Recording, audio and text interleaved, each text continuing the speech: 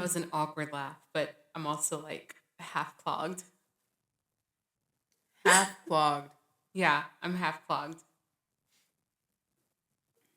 That's something I've never heard people use before. It's a new concept. I didn't know I could be half clogged. Half clogged. Like I sound completely fine, but when I cough or if I go like if I start to try to cough, like all of a sudden you hear that my lungs are clogged. Sounds like a demon's coming out. And like I feel good in general, but like up in my head, I'm clogged. And like in my sinuses, I'm clogged. Oh, I thought you were imagining it. I was gonna say what?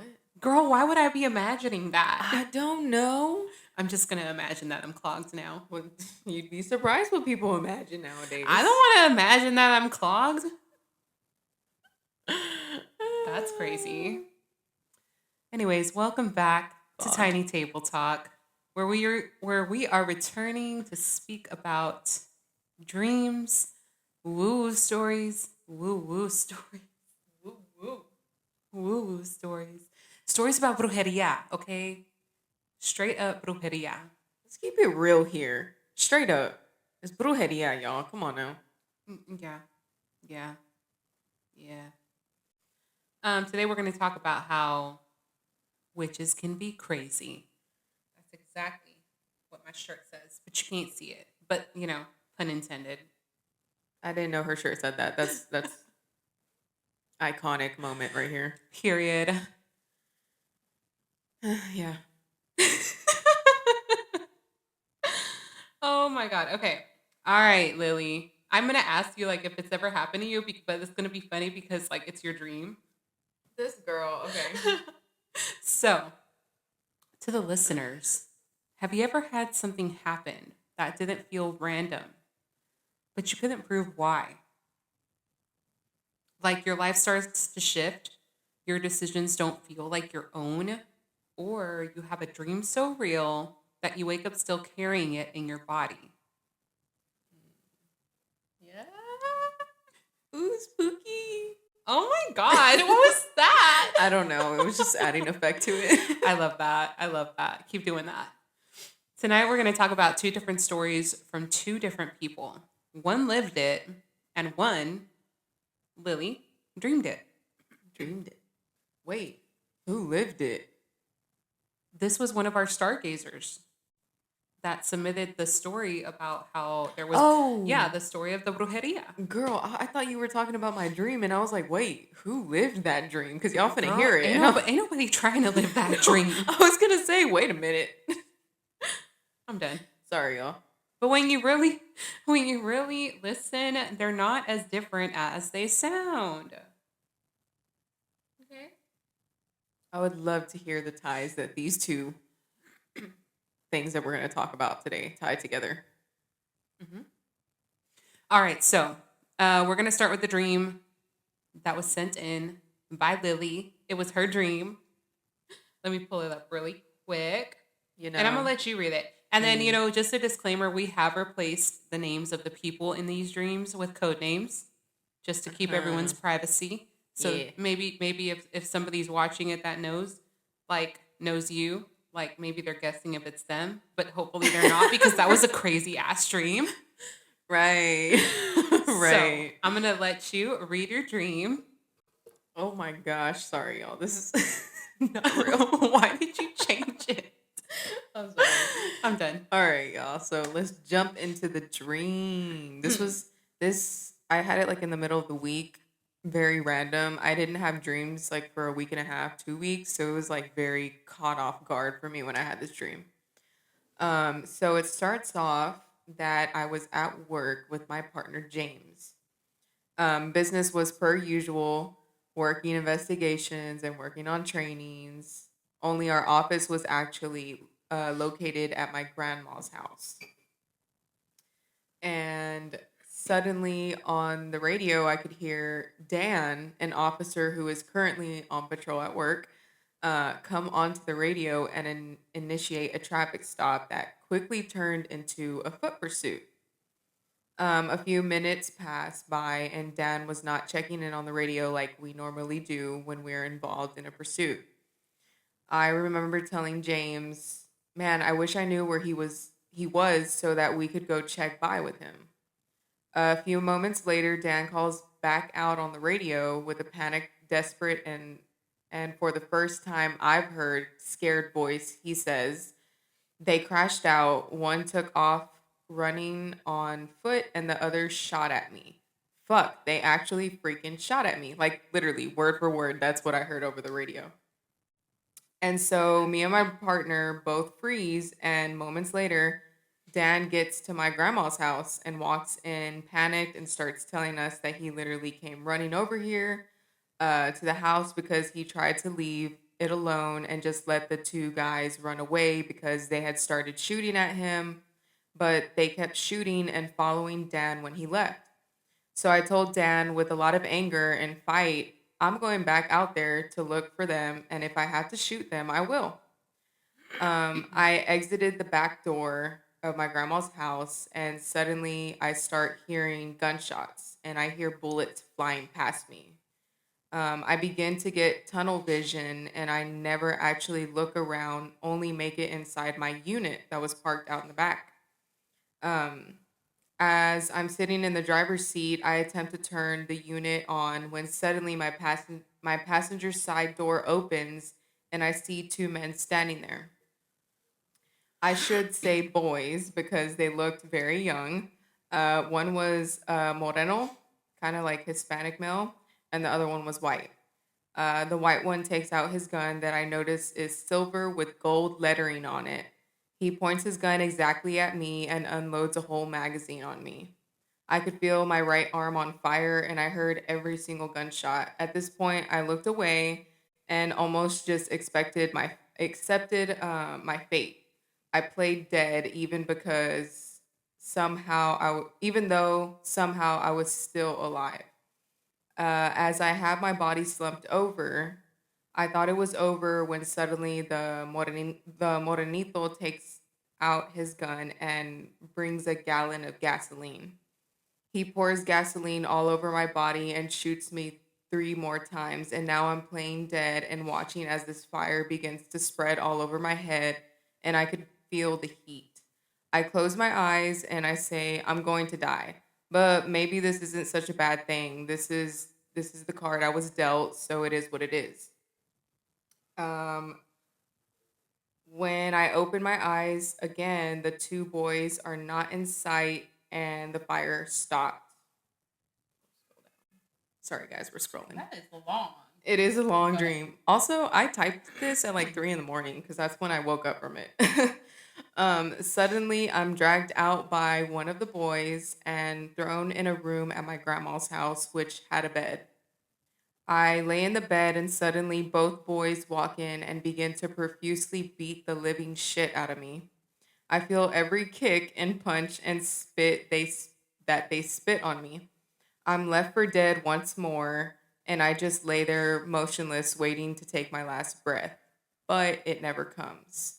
The nice boy, the white one, brings in a blanket after everything, and I curl up on the bed and don't move again. Suddenly, a woman arrives. She speaks Spanish only, light brown colored black hair, brown eyes, is old and has old looking pimples and scars on her face. She had brought me food, and so I began to eat very little, and she begins to ask me questions. And then suddenly she tells me I'm pregnant. And I'm surprised and I ask, how am I pregnant? And then she begins to tell this story about how I was having this baby for another couple in my family and wait, hold on. For another couple in my family and referred the street or city Broadway or Harwin, um, or something with an H in the name. Like that's where they lived at, like where that family lived at. And suddenly my thoughts changed in the dream and I knew exactly who and what they were talking about as if I had agreed to become pregnant too. This lady and the white boy both tell me, yes, we've been watching you for a very long time now.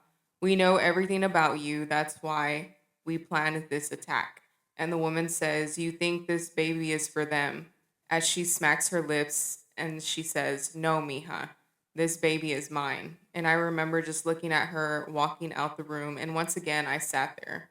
A few moments later, my uncle walks in and he is attending to some of the wounds that are open and becoming painful. I remember feeling so much anger towards him because what the fuck is he doing here with them? They just beat, shot, and lit me on fire. Sorry. My gosh. Oh yeah, and lit me on fire and almost killed a coworker of mine. I remember feeling betrayed for my own family. I remember going off on him because he too kept calling me Mija, and I told him, quit calling me that because you are a fake ass person who betrayed me, and you're in on all of this, and you ain't shit. Okay, details. All right, we're going fast that part. You aren't, but we'll say you aren't a good person for all of this. He began to laugh and said, are you effing kidding me? I haven't seen you in years. You disappeared, and you think I'm going to forget that? So when I saw the opportunity of seeing you again, in whatever way that meant, I said yes, and I helped them. I then wake up and I'm laying in bed, still feeling the certain wounds from the bullets and beating I endured in the actual dream. The end. She says, you're a fake ass person. You ain't shit. What? Those were the actual words I used in the dream. Oh my God. Okay, Don't be so playing with me. and I can hear you actually saying that is the crazy part. I'm done. Okay. All right. So spiritually, this dream goes way deeper than just stress or fear, by the way. This dream has strong themes of spiritual warfare, attachment, protection, and identity testing. Lily, it's always identity with you. Yeah, it is. It's always identity. Yeah, it is. But I know why. I've already done that little shadow work there, so. Love that. So we're But gonna break it's definitely weird that it keeps reoccurring. because you're not done. You're never done with shadow work. People think that shadow work is a one and done thing. You're never done with shadow work. There's always something to work on. It's true. It's true. Mm-hmm. All right. We're going to break it down. Let me grab my notes. Period. I forgot, it's funny, just like to talk about this quick detail that I noticed.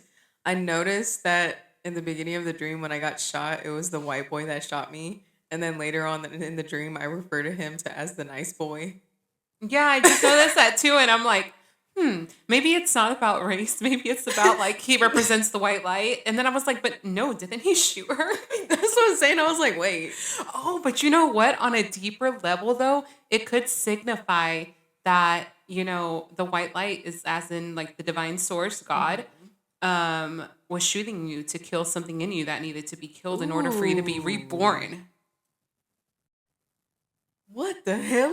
I was explaining this earlier to somebody because they were confused as to what the hell is going on with them because I did a limpia for them and things started happening. And I was explaining, though, that sometimes limpias don't look like I wake up refreshed and brand new and I'm happy. Yeah. Sometimes limpias look like I'm getting a divorce.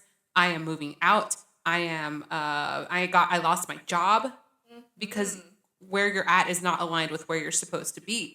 So sometimes limpias are not pretty, and that's something I warn clients about all the time. Oh my gosh. I feel like this adds on to something that I just recently read, like literally yesterday. God does not put thoughts or ideas into your head unless you're meant for them. I literally just heard that yesterday. All right. We just started like going way off, but that's cool. That makes sense though. Right? It does. So maybe the light needed to kill something in you. We're going to dive into that right now. And it did. It did. But not really because you were alive the whole time. Well, you're right.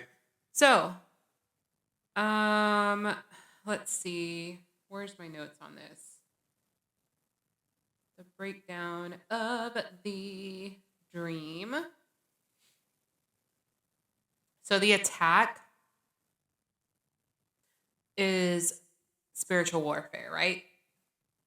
Yeah. It's easy to like tell that that's what that was, right? because nothing about that was random. You were hunted, Mm-hmm. you were ambushed, you were shot, you were burned, you were beaten, and you were studied. You were studied beforehand. Before any of that happened, you were studied. Mm-hmm. So you were watched before you were attacked. Spiritually, that represents an attack on your spirit, not your body. However, in the dream, it's manifesting as on your body because it's the most threatening way to get to you as a police officer. That makes sense. Mhm. So, energetically, this is like pressure, emotional heaviness, draining situations, people or environments that take from you. Sounds a lot like the reason you're making changes right now. Yeah. Yep.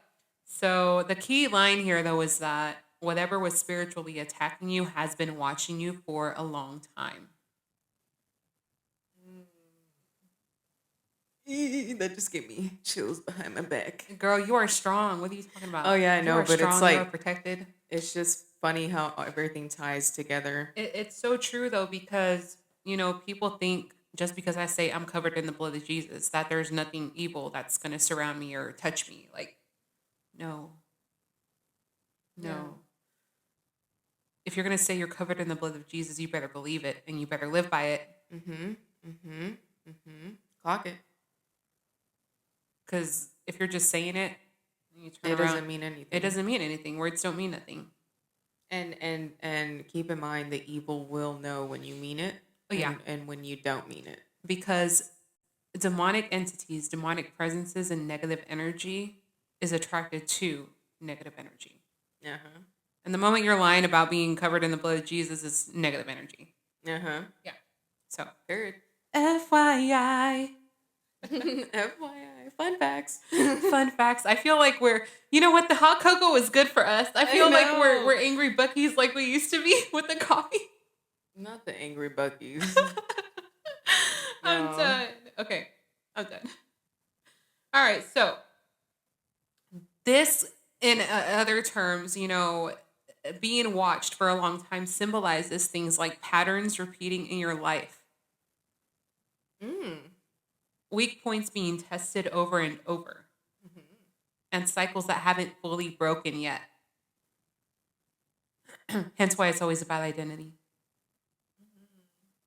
That makes sense. All right. So all that happened just for you to be lit up on fire and alive and live it, right? Girl, I was just trying to play dead, and apparently that didn't work. But guess what fire is? Wait. Isn't it transformation? It's transformation. It's a way of purification. It's Mm-hmm. not destruction. There you go. So fire in the spiritual dreams is rarely about death. It's actually about cleansing, transformation, refining you. You were burned, but you didn't die. So that means that God or a higher protection is allowing the fire, but not letting it destroy you. So you're being shaped here, not punished. Yay. But at the same time, it's like they want the whatever's watching you wants you to believe that you're being punished, Yeah. right? Yeah, that's for So sure. that's the warfare in it is, are you going to believe that this is bad, or are you going to see it for what it really is? Mm. Sorry, it's just spooky. Okay, that was the third time. Last time. Girl, you better you better drink that chocolate. The chocolate is I'm making done. us all happy and jolly over here. I love that because you're not always happy and jolly. That's true. All right, so you could not die. Obviously, you are protected. That's one of the strongest spiritual signs in dreams. No matter what happened, you were shot repeatedly, you were set on fire, you were beaten, and you still lived. So that's just showing you that your life is protected right now, even if everything else feels chaotic. So there's a covering over you. Which makes sense since I have you on St. Michael's altar. Always protected around here. Even when you said maybe this isn't such a bad thing, that's not giving up. It's surrender. Mm-hmm. It's surrender, and what happens is so beautiful to me because the surrender often activates protection. You know, now that I feel like it's so not convenient, ironic a little bit that we're talking about this dream, which keep in mind, this dream happened weeks ago now. Probably like Yeah. a month and a half ago. And now that I'm looking back on it and we're talking about the meaning and like digging deeper into it, surrender is a very big thing that I feel like I've done recently in the last week and a half. And it's changed my perspective in so many ways. Like, I'm a big overthinker. And Wait, in the last week? what do you mean? You said in the last week is what you've done? Yeah, like in the last week and a half, I, like I just like fully surrendered like to whatever life and God has planned. That's the way it's gonna go. there's And a there's a science to your surrender. oh Lord.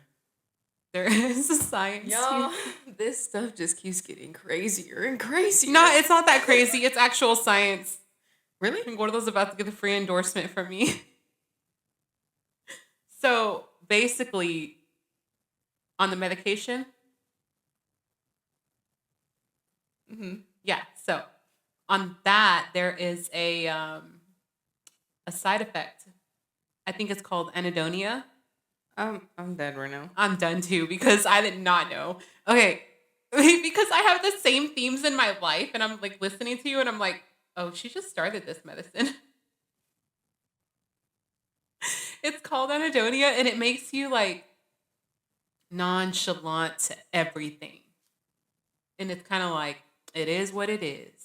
It's my ashwagandha. It's your It's my ashwagandha. ashwagandha. Literally, it's yeah. It makes I've been so like that's why I don't go crazy anymore, and I don't care. I don't react to anything. I'm just like Real. it makes sense. I surrender.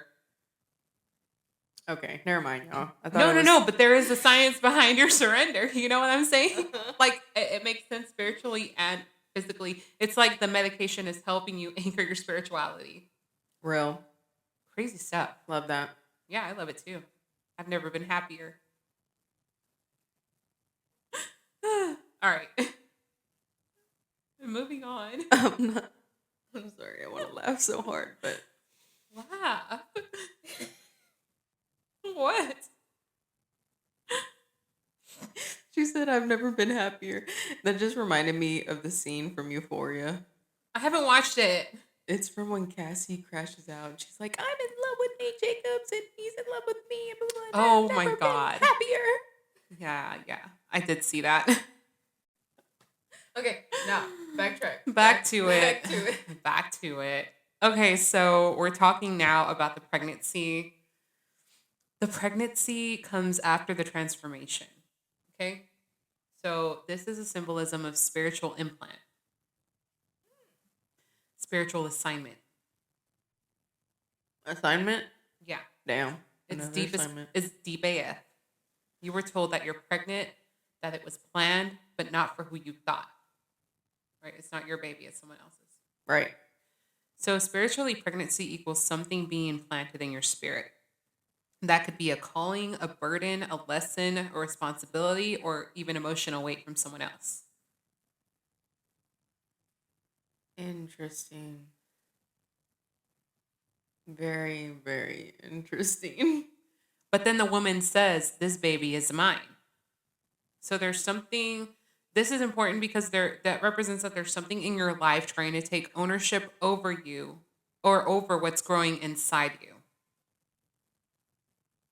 Wait, what do you mean like ownership?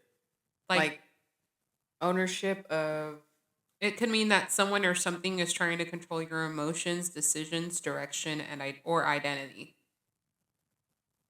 oh. Hmm.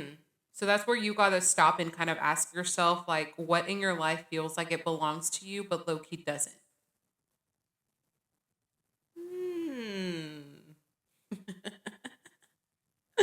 Ooh, spooky. There you go again. Oh my God. Spooky. I'm going to have to make that a permanent sound effect. No, bro. Okay, I'm sorry. It's 'cause- okay. Oh my God. Stimming, sorry. You are stimming. Never been happier. laugh correctly. Oh my gosh. Okay, I'm wheezing now. Okay. Stop. Okay. No, we're done. We're done. I told y'all I wasn't playing. Anyways. All right. Throat is cleared. The woman is equivalent to a controlling or a manipulative spirit. So she feeds you, she nurtures you, in other words. But she also controls you. And she speaks softly but claims ownership. You know anybody in your life like that? I say softly. So spiritually, she represents a deceptive influence. Not evil like in a horror way, but like someone that looks like care but has control attached. Or someone that comforts you but also traps you. So it could be a person, but it could also be a situation, a mindset, or even an emotional attachment. The hamster's on the wheel up there. Do you think? No, it really is. Do you think that it could also be like possibly some kind of like spiritual being, or no? Maybe. Are you Maybe. are you in touch with your spiritual team now? No, if I'm being honest, no. I Like mean, not to like that extent. Like okay, you're talking like a trickster spirit. yeah, that's what I'm saying.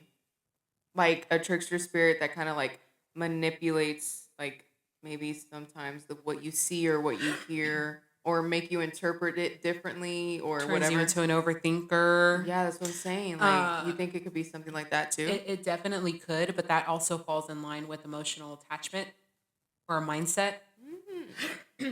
But then, now that we're talking about trickster spirits, if we connect this back to it was a little bit over a month ago. I forgot to mention this in our last episode about the Reiki stuff. Oh yeah, we didn't even talk about We that. didn't talk about that because after after Lily did her first Reiki healing, what was it? Like how long after that? It was that same weekend. Same weekend? Yeah. Okay. Same weekend, I followed up with a ritual, a chakra healing ritual, and laid them all out. Corresponded candles to each chakra, corresponded crystals to each chakra. Did my thing, made my petitions, read each chakra before and after. But mind you, I had her present for the whole ritual, and that was the plan, to be present for the whole ritual so that her energy can be present with the work. And then I can actually like check her chakras after. But so the first time you get this is you're on call first of all. Right. So y'all keep in mind, I was on call. So that means I'm usually on call for 12 hours or 24 hours. So I was on call 12 hours from noon to 12 a.m. I rarely get called out. The last time I had been called out was like a year and a half ago, almost 2 years. And it just so happened the night that I was going to do this, I got called out at 9 o'clock before we even had started anything. Mm-hmm. And get there, deal with what I need to deal with. And I'm like texting Crystal and I'm like, hey, I'm on my way back.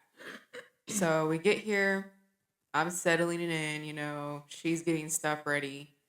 And then I think as soon as you started, right? Yeah. As soon as we started, I get another call. And I'm like, girl, you're not going to believe this. So, and she running out of here. And it's like, what, 10 p.m. already? Yeah, it was already like 10 It was o'clock. a long ritual. I don't think we finished until like 2 a.m. Yeah, well, I didn't get home till 2 in the morning. Okay, so that's about right. Yeah. But mind you, when I'm letting her out the second time, when I'm letting you out the door, I'm closing the door and I'm locking it.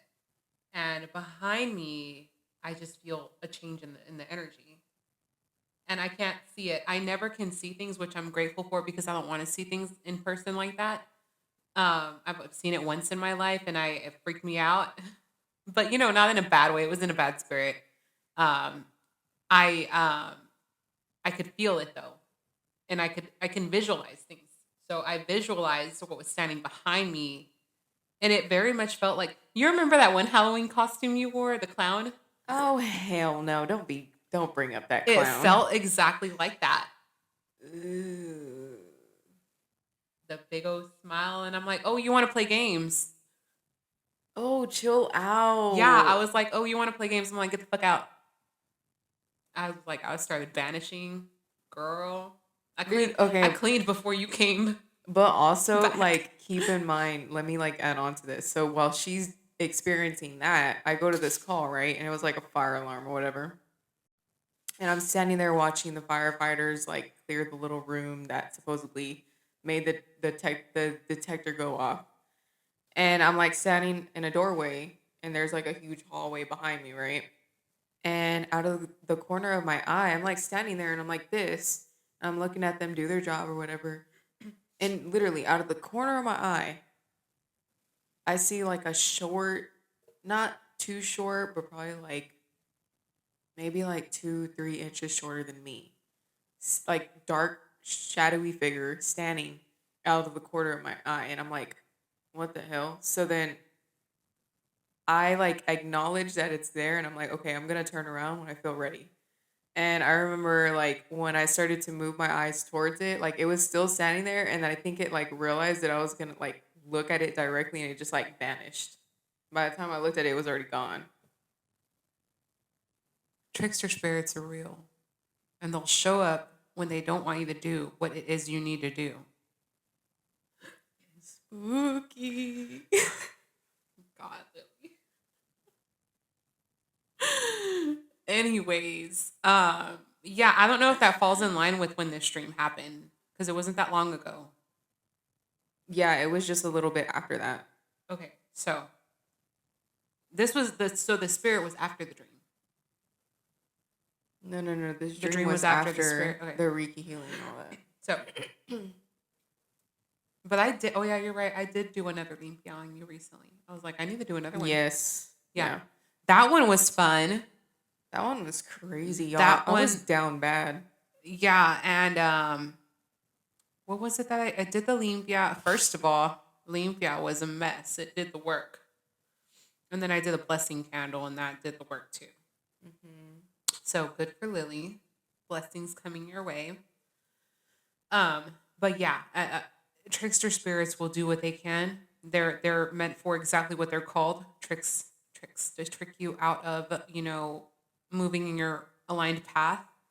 To play games to feed off of energy. So you need to be very spiritually powerful, which falls back on if you're going to say you're covered in the blood of Jesus, you need to be living by it. Hmm. So because not only do you have trickster spirits, you got demons, you got All kinds of all stuff. kinds of things, And and you don't only got the dead ones, you got the people that are alive too that are yeah, trying to. because negative energy what is it affects negative energy attracts negative energy. Uh-huh. So Uh-huh. even if you don't even know that you have a trickster spirit around you or a negative entity around you, like you likely can pick up on the fact that you're attracting a bunch of negative situations, negative people, negative mindsets. Yeah. So anytime you're out of your norm or you're just constantly down, like you should be looking at, okay, why? You know? Yeah. Very true. So there's that. That went all I sideways. know we've been going like here, there, I here. love it. And we're already 40 minutes in. Oh my God. Okay. Oh no, wait, 35 because we took 5 minutes to start. Yeah, because this girl, oh my gosh. Y'all, Okay. we literally clinked our glasses like 5 times. Oh my God. Whatever. Anyways. All right. So the uncle here now, the betrayal and the spiritual misalignment. So the uncle showed up and said, I took the opportunity. That's heavy, Billy. Spiritually, this respect.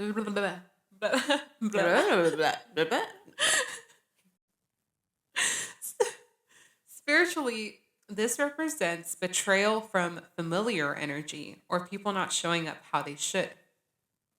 But deeper than that, it represents misaligned loyalty.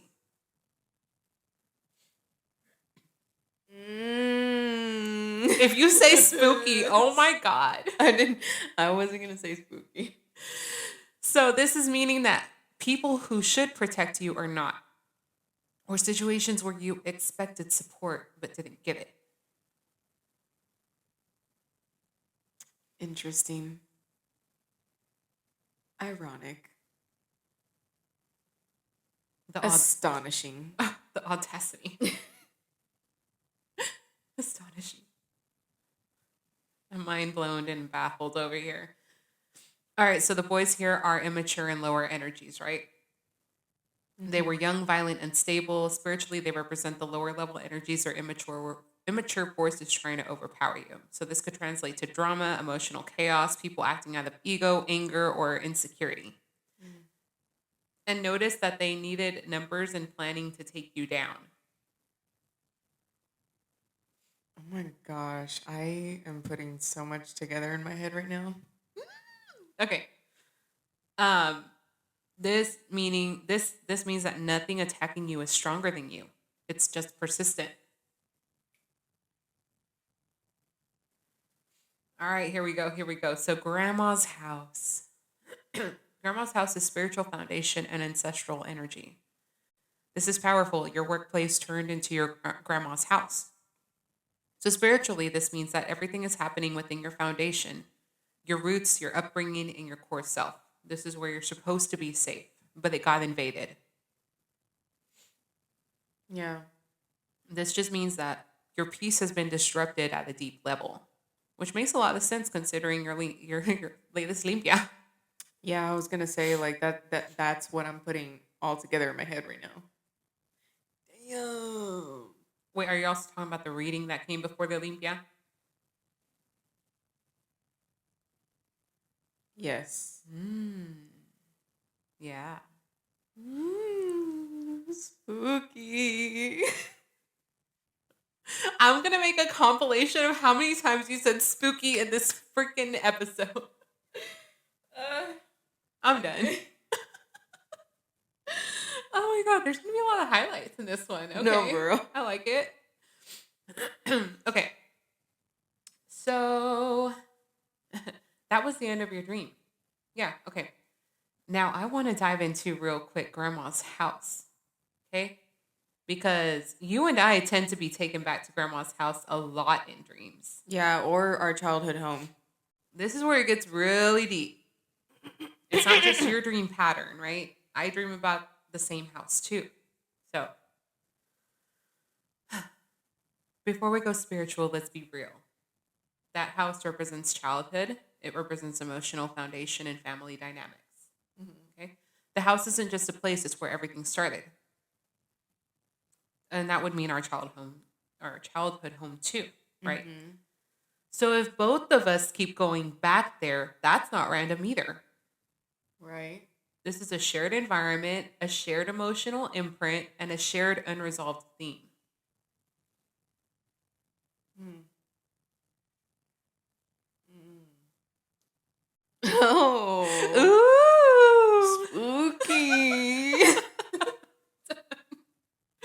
We're not dreaming the same dreams, right? But like we're processing the same origin. Right. So something in the childhood there, I guess. Um, And I mean, no, I mean, because if you really think about it, in our last episode that we talked about the chakra healings and how we're tied all together and blah, blah, blah. the generational The curses. dream, the generational curse. Yeah. Yeah, it's crazy. Ooh. It all ties in together because again, generational curses are not it's not just a curse like you're gonna be sick your whole life and this and that. No, Yeah. it's gonna be like you're gonna struggle with anxiety Yeah. until you break that. Or you got abandonment issues. Yeah. Something there that's trying to travel down the line. But we're breaking it. We're breaking it. So I'd like to ask the listeners, what place do you keep going back to in your dreams? And have you looked into it? Mm-hmm. I feel like going back to the childhood home is very common for people, Yeah. which falls into shadow work. Yes, it does. It really does. That's where you learn everything. That's where life begins for you. Mm-hmm. So that was your dream, dude. That was my dream. How do you feel about that interpretation? This was not the dream I had. Sorry, guys. That was a sticker that I have. Anyways, what'd you say? What was the question? How did you feel about that interpretation? I feel like, and I know I already said it, but I really feel as if this dream was a foreshadowing of what was to come, what I'm living through right now. And I didn't realize it until right now that we went back to the dream and dove deep into it. Like I can't tell you how many things you said were that actually like resonated with me and I'm like, "Oh, wait a minute. I already lived through that or I'm living through that right now." I'm gonna drop your mic really quick. No, don't really do it. I'm not going to really do it, but mic drop. All right. So, yeah, crazy stuff. All right. We're going to move on now. It's going to be an extra long episode, and I'm okay with that. We're moving on. Where's my notes? We're about to get spooky. Oh my gosh. All right. So now I'm going to read a second story here from a completely different person. A stargazer submitted this, and this is exactly how they wrote it. So my story is My story. It's going to be good. Sorry, y'all. I need more chocolate. Hold on. It's true. When people be like, my story, it's going to be good. Okay. For some reason, my work got super slow. Felt like everything was collapsing in my life. So I was recommended a card reader. I was recommended because he did jobs for these major clubs in the Houston area. So I was like, let me go check him out. So I go, and first thing he tells me is that somebody has me buried in a graveyard. That this person was a girl. Pretty much, they dissected it down to be that it was an ex of the person, of the stargazer, that wanted to see him collapse, right? The card reader described her in detail for detail, told me that the kind of person she was, that was the only person I knew at the time that was like that. So he was giving me tips, basically, on how to avoid any negative things from happening. So he told me to put ammonia on my tires of my truck and to smoke a cigarette a day. I never did it. A week later, I was put in jail for something that I did that would have never crossed my mind to do. Family members of mine did a ritual while I was in jail, and I was told that night, what? I was told that night that a glass candle broke at the middle, in the middle of the night. So like a villa. Popped, busted, exploded. Wait, in the middle, just just the regular table, like in the middle of the table? Yeah. Like in the middle of the night. So, because we know this stargazer, um, and I know, people around the stargazer, I did have witness testimonies. Hell. You see, this is what I'm saying. When they say it's my story, witness testimonies. We got the receipts, y'all. I spoke directly to the family members that performed the ritual the evening that night. Yes, I did. Do tell. So, I don't know what exactly the candles were, but I'm assuming it was some kind of uncrossing, some kind of limpia, or some kind of reversible, right? And it was several candles that were lit. Obviously the way that rituals work is you either buy the candle dressed already, or you dress the candle, you cleanse the candle, you stay the petition, you light that bitch up, right? And let it do the work. You leave it like that. Typically, we use chime candles in witchcraft because they burn faster, and we practice fire safety, right? But in the Hispanic culture too, we like to go to the big veras, the 7-day candles, right? So that's what they were burning, sitting there just like that, burning. And they told me that.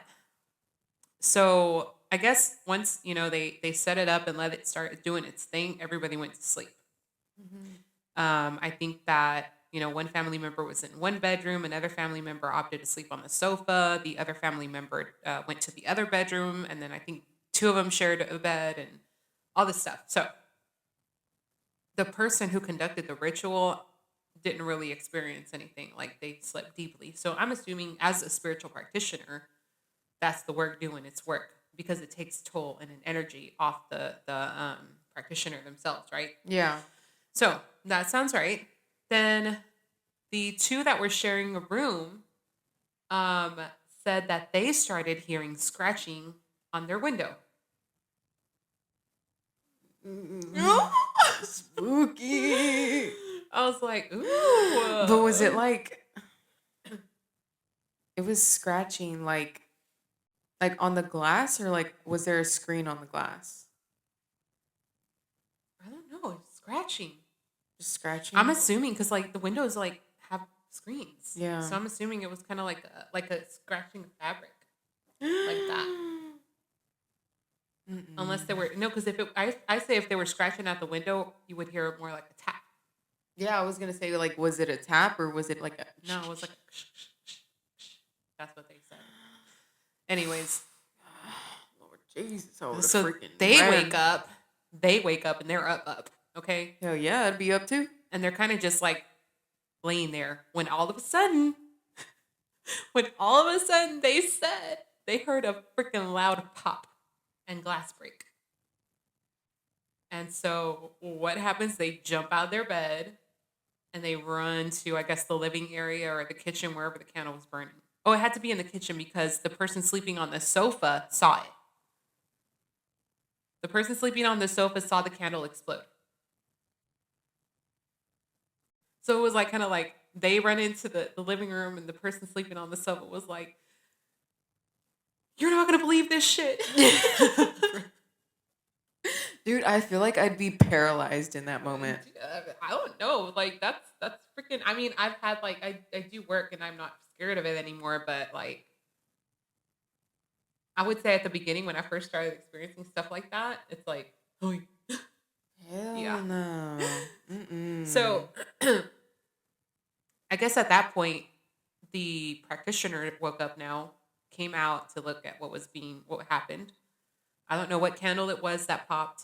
Um, I don't know what kind of resistance was shown like in the work itself, Mm-hmm. but the practitioner proceeded to do additional work. Mm. And then it may have been like maybe 1, 2 in the morning. And when the practitioner finished, she had the family drive her out in the middle of nowhere to go bury the contents. Oh my gosh.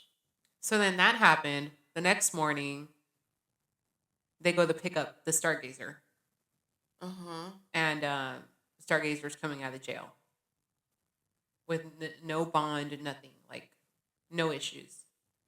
Stargazer proceeded to have a criminal court case for months afterwards, but everything kept getting delayed. Everything kept getting dismissed. Like they couldn't find the evidence needed to properly charge them.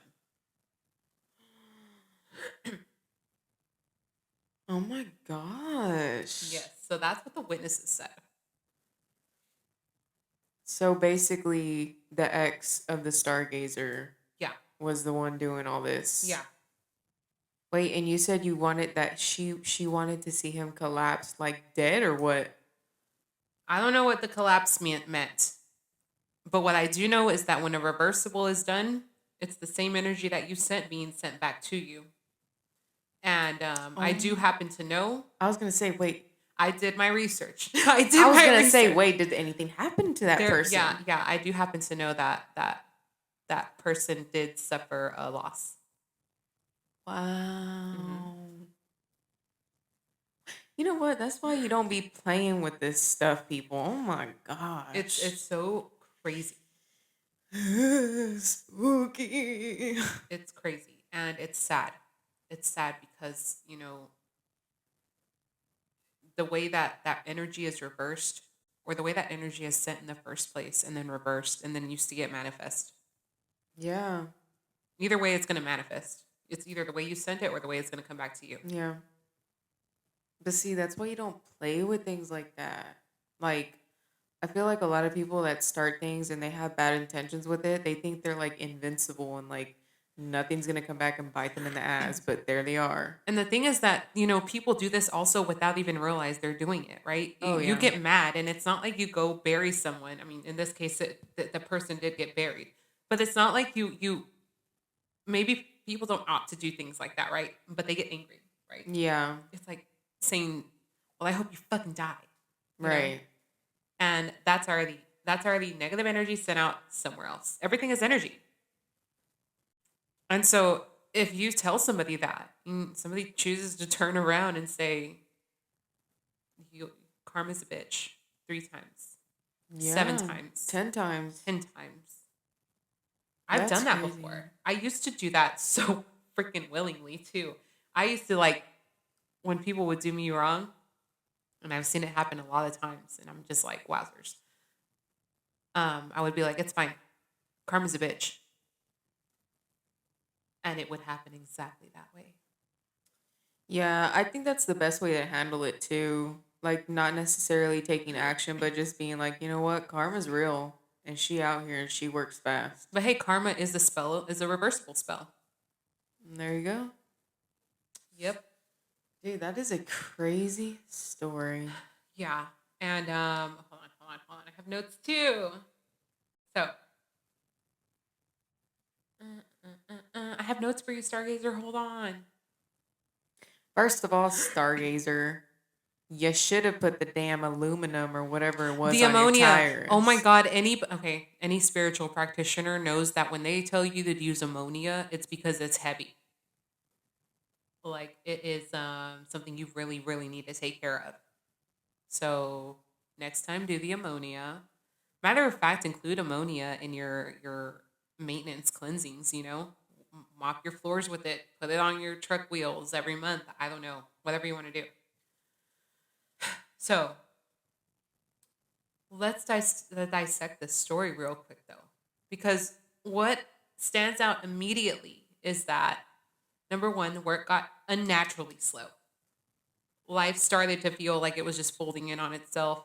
You were led to a reader with a reputation for handling heavy cases. Heavy cases.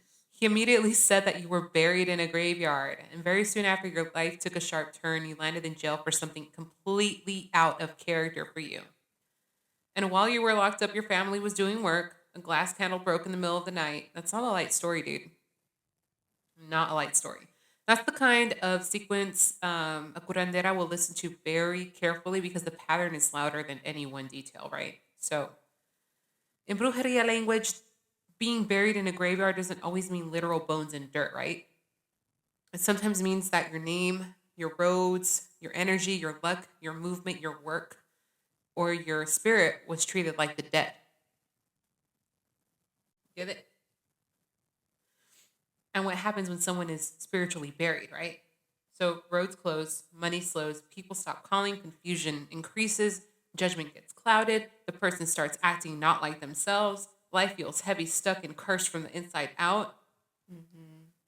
A curandera hears this and says, "You weren't trying to just hurt your feel. They weren't trying to just hurt your feelings. They were trying to sit you down. They were trying to silence you, stall you, and drag your name under." And that's exactly what happened to Stargazer. That's crazy. Wait, so did this happen like right after they broke up, or was this like a long time like after they had already been separated? No, I think it was closer to like after they broke up. Really? I want to say that that's what Stargazer told me. Wow. Like it wasn't too long. Mm-hmm. It wasn't like years, you know. Mm-hmm. It was like within the first few years. Oh wow. Damn, you're holding a grudge that And long? that also tells me that it was either that you were holding a grudge that long and then finally snapped, Yeah. or you were persistent enough in the work you were doing to make it strong enough to work. Oh yeah. That's true. So yeah. A graveyard work story is almost never about simple jealousy. It's about dominion. It's about saying that you're not rising right now. You're gonna stay under. So the reader then names the girl, right? And when a reader describes a person in detail and it matches somebody you already knew, that matters because readers don't just throw random enemies to scare you. They pick up on signature, right? So in this case, it was like feminine envy, possessiveness, old attachment, someone who wanted to see you fall instead of heal. If that was an ex, that deepens it because exes don't just carry heartbreak, they carry obsession, wounded egos, humiliation, unfinished emotional chords, desire to teach a lesson, desire to make sure you don't move on clean.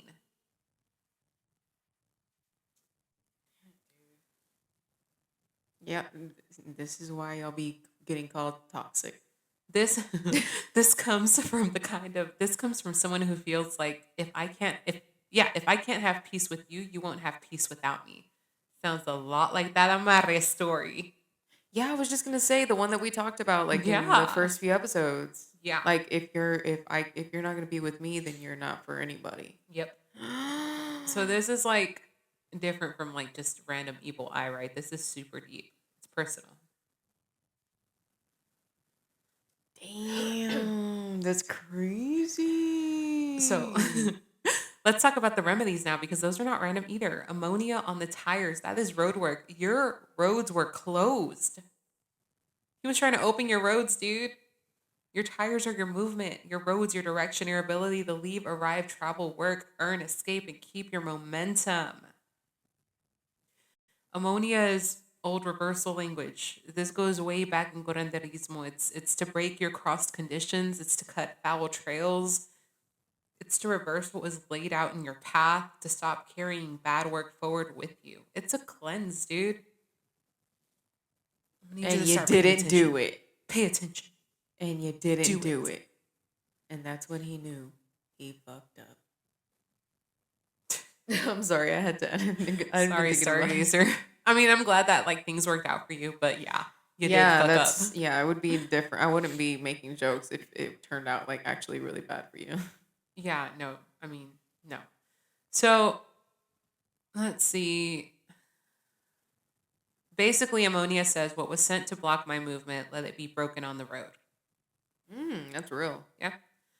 Smoking a cigarette of the day sounds strange to people outside of the tradition, but in certain traditions, smoke is used to carry prayer, confuse hostile spirits, cloak the body, feed certain spirits, break sticky energy, dry out spiritual humidity around a person. And not every curandera would prescribe that, but I understand the logic, right? It can be part of a rough old school way of saying keep your field smoked. Don't walk around spiritually raw. So, no, those instructions were not random folk nonsense. They were aimed at the roads and spiritual pressure. That's interesting because I wonder if this stargazer has any ties to like what are they called? Like Oshun and Oya and all that stuff. Like they say like if you deal with Oshun, like smoking a cigar, that's like in her favor. Yeah, in Espiritismo, the cigars are very used, very often Yeah. used Yeah. at the altar as far as like Mhm. as an offering. Right. Yeah. And then it's used throughout the work. Like I've been studying that. Mhm. Okay. Okay. So then you went to jail, right, Stargazer? You went to jail. You're going to jail. basically. Sorry. That's crazy. Is that how you tell people when you arrest them? No. Oh my gosh. I don't say anything. You don't say anything? No, I just You do don't my say the job. Miranda rights? Oh well, yeah, whenever necessary. You have the right to remain silent. I like how you remain silent. I'm I done. plead the fifth. Anyways, this is where the story stops being casual. It's when somebody is under a heavy crossing. One of the first places it shows is judgment. Not because the person becomes bad, but because the head gets hot. And you do things that are impulsive, desperate, unlike you, badly timed, self sabotaging, and strangely out of character. Which, when I heard what the stargazer did, I was like, what? What? Did you hear I that? heard it, but I don't know what it was. I heard it too. I was like, hello? Yeah. So, where was I? I lost my notes. I'm sorry. Dang. Oh, yeah. You said it's for something that I did that would have never crossed my mind to do. And that's the exact kind of thing that elders listen for. So when the head is hit, the person starts helping the work along without realizing it. And that is typically, just an FYI for the listeners, that is typically where someone who's going to do work on you is going to hit you first if they're any good. They're going to get your mind. Your mind and character? Yeah. Because if you're a strong-willed person, if you're a strongly protected person, they want to make your mind weak first in order to break you down to the point that they need you in order to cross you. Hell no. It's real. Dude, that's scary. It is. It is, and this is why when you start feeling out of character, you need to be questioning why. Go deeper. Because you're putting yourself in a position where you're spiritually vulnerable to attack. That's scary. Mm-hmm. Yep. This is why I do a lot of healing work. That's been the gist of my work lately. Like, I will do a small limpia, and the majority of my work for someone is going to be healing. Mm-hmm. And ooh, that is so draining. So draining. I sleep like a baby after it. I bet. I You're putting do. so much, and depending on like how much that person is carrying. And I've been getting I've been getting a lot of requests for it. And there was a point where I was doing them every day and I was like, I'm so tired. I need a break. You're like, I'm high on life. Literally, I was high on other people's lives here, okay? But like it's such a beautiful process, honestly. I use a water scrying method to read the energy, and I use the energy of the water to help conduct the cleansing while using selenite wands. She's speaking Bruja language. It's so fun. I love it. I really enjoy it. I love healing. But yeah, that's why I do a lot of healing work, because a lot of the times when someone's approaching me, they're approaching me in the beginning of the work that was done on them, or the work that they're trying to get, through, right? Whatever it is. And the attack is on the mind. I get approached a lot with I'm depressed. I feel sad. I feel angry all the time.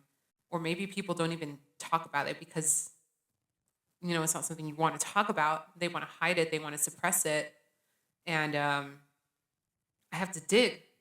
And I have to find and be like, okay, you're not telling me the truth, number one. So let's talk about why you feel so blinded, why you feel so trapped, why you feel binded. And then I'm like, we're gonna do healing work. And in some cases, it's not even that someone's attacking them; it's self-imposed. Because they'll come and be like, well, someone did brujería on me and this and that, and it's like, and there's nothing to prove in the reading. I'm like, no, you're doing it to yourself. We're gonna heal you. We ain't reversing nothing. You heard. We ain't throwing nobody in a freezer. Oh my god, good stuff. We're having such a great conversation. This is a very good conversation. Yeah. So, anyways, yeah, the reason to hit the head again, the mind, is to cause confusion, pressure, shame, legal troubles, social damage, separation from support systems, and spiritual vulnerability, like I just said. So, jail in this kind of story is more than jail. It's enclosure, it's containment, it's being spiritually boxed in, and that's why this part of the story feels so loud. And then we move into the glass candle. That's freaking crazy.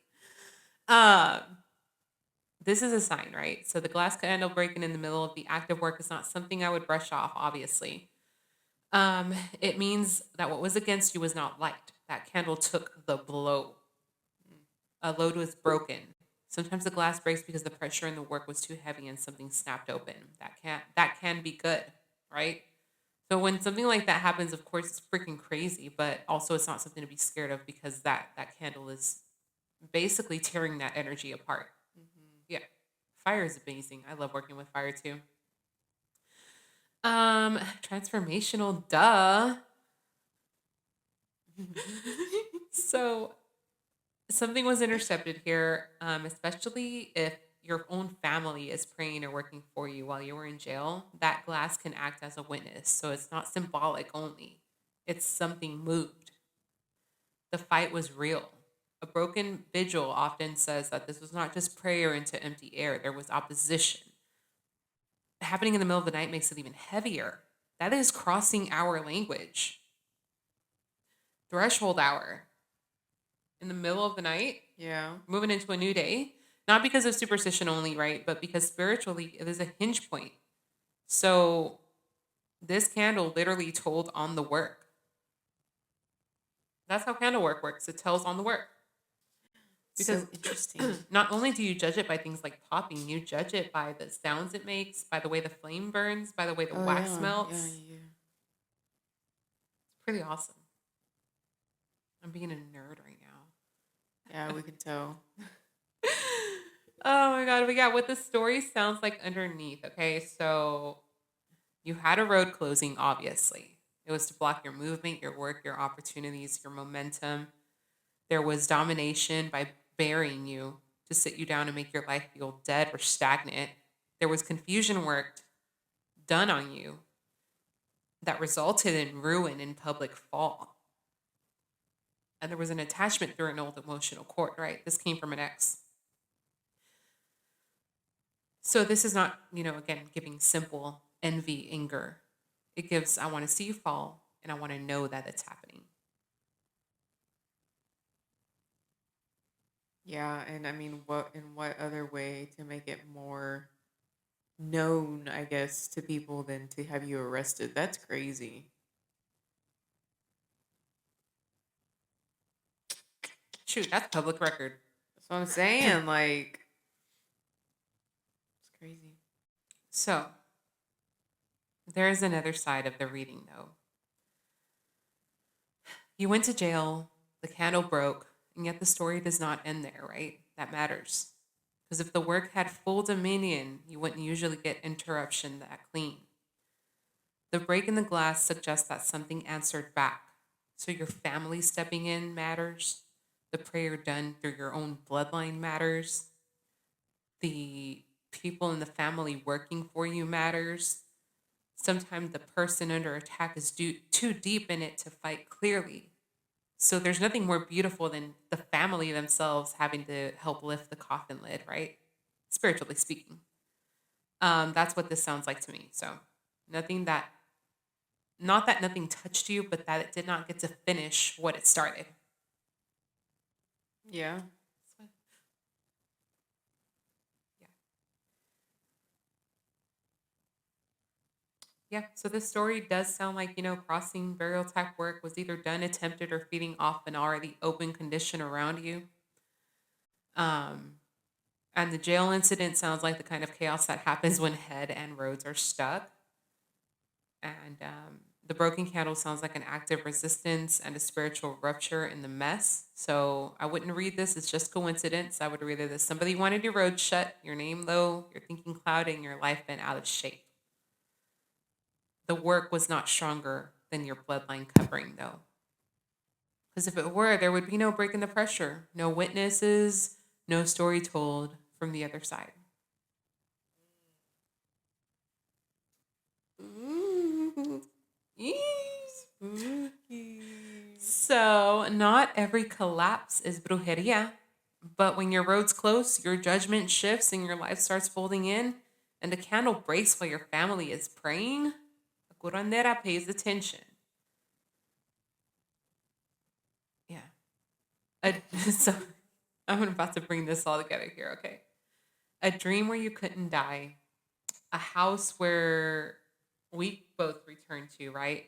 And a story that makes you question everything. Maybe it's not about what's attacking you. Maybe it's about what you're still carrying. Not everything is spiritual warfare, but everything will teach you something if you're paying attention. Mhm, mhm. And that was tiny table talk for today, guys. Yeah. Interesting. That was very interesting. This is one of my favorites so far. I mean, I really Yeah. enjoy generational curses, but this has been like super constructive. Yeah, this one was actually really good. I liked this one too. Yeah. So, to close it off today, because we do have a full moon tomorrow, Oh my I'm going to try to get god. some footage, guys. I am hosting my first full moon ritual for the witches in my bloodline. Um, and so The excited. I'm going brujas. to try to get some footage and maybe post it. But I'm so excited to be doing this for the first time. I have a whole like layout, step by step, what we're going to do. Step by I'm step, being y'all. so corny. We're gonna be on time, on schedule. But yeah, because there's a full moon. Full moons are a symbolism of the shedding process, right? So this is the middle of the moon cycle before the new moon. So this is where you start to analyze what it is that you want to release, right? So I'm gonna do a quick collective reading for you guys. Oh my god. See what comes out. See what message somebody needs to hear. I hope I don't accidentally turn this off. The recording. Oh. Yeah, I'm not going to turn it off on accident. And my battery did really well. It's like at a quarter right now. I only wasted the quarter battery and it's been over an hour. This is going to be a great long episode. I hope somebody stays till the end. I hope y'all do stay till the end. If y'all stay till the end, I'm gonna buy y'all McDonald's for lunch. No, but they have to comment like something specific. Okay. Ooh. If you want McDonald's for lunch, you have to comment how many times I said spooky. I don't even know how many times. I'm gonna count. I don't even know how many times you said spooky, dude. All right, here we go. Ooh. Okay. Give me one more. Okay. Beautiful. So, right now it feels a lot like there are people that are not sitting in what is typically a grounded state, right? So, you are feeling out of character. You're feeling maybe chaotic, whether it's the mind, whether it's in life in general. And that's in turn creating some sort of blockage for you, right? So you're feeling stagnant in one way or another, not saying like all together, like Mr. Brujería over here. But in some way or another, there is stagnancy that has to do with the mind right now. That's so interesting that it came up that way. So maybe it was for a reason that we needed to talk about this today. I need you to stop and analyze and, think about what feels off, what feels different, why it feels different, what it's causing, and what could be happening if it wasn't that way, right? So once you do that, I need you to refresh your mind. Give yourself some kind of reboot, reset, spiritual bath. I don't know, whatever it is that you want to do that feels like a reset. Because once you do that, you're going to be able to approach life with a new perspective, right? That's the whole point here. I'm giving my friend the fool here. Approaching life with a new perspective. And that in turn is going to bring you new ideas. It's going to bring you a new spark. It's going to give you the spark that you need to get out of your funk and back into groove. Back into the groove. I try to keep it as general as possible because I want to read just like for one person, but I can't. Yeah. That's the full moon reading. That makes a lot of sense. So you need to release whatever it is that you feel is clouding your mind right now. You need to work on releasing that. Tomorrow's May the 1st. Tomorrow is the full moon. Write it down. Go burn it. Go burn it. Release it. And then by the new moon, I guarantee you, you're either going to come up with an idea, something good is going to happen, something new is going to enter your life, something. There's going to be some kind of spark there. Well, I'm going to have to revisit that with you because it's usually you it happens to. yeah, that's so weird. Well, you heard it here live and in person with Miss Crystal Garcia over here. Oh, I'm so excited. Okay. It was a great show. Thank you so much for listening, for staying till the end. Don't forget to comment how many times Lily said spooky. Whoever gets it right, the first person to get it right. McDonald's on me. McDonald's on Lily.